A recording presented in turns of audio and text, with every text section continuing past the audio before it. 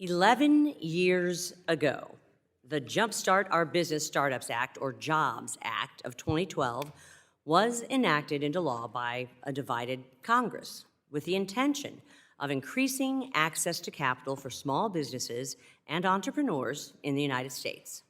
The purpose of the JOBS Act was to provide greater opportunities for small business owners and entrepreneurs to grow their companies and create jobs in their communities.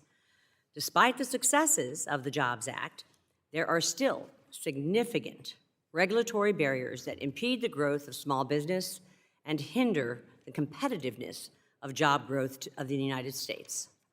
Small businesses, which make up 99% of all enterprises and employ almost half of the U.S. workforce, are disproportionately affected by these barriers.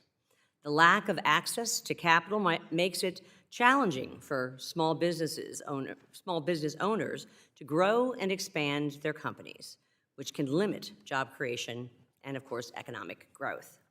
For this reason, I am thrilled to convene this hearing today and to discuss policy reforms that will reduce the obstacles and improve access to capital for small and private businesses and entrepreneurs across the country, not just in the financial centers on our nation's coasts, but in every state. The decline in small business loan approval rates from 81% before the COVID-19 pandemic to 68% in 2021 underscores the importance of maintaining and enhancing our private markets as a viable option for small business capital needs.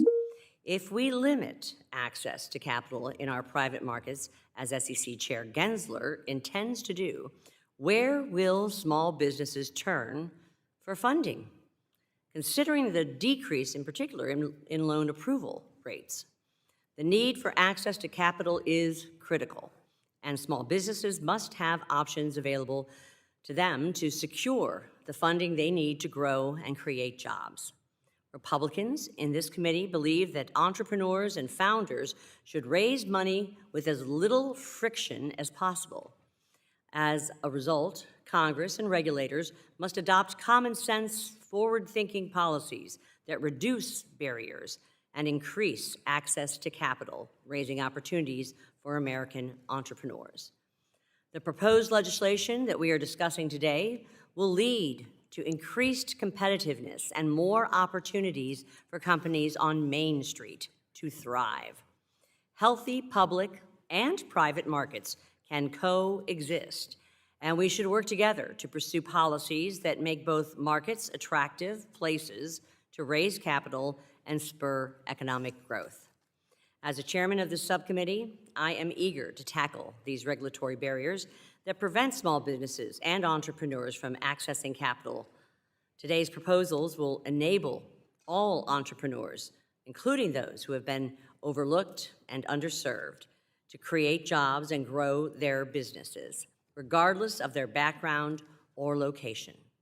Our goal is to ensure that small business owners and entrepreneurs have the resources they need to succeed and create jobs in their communities.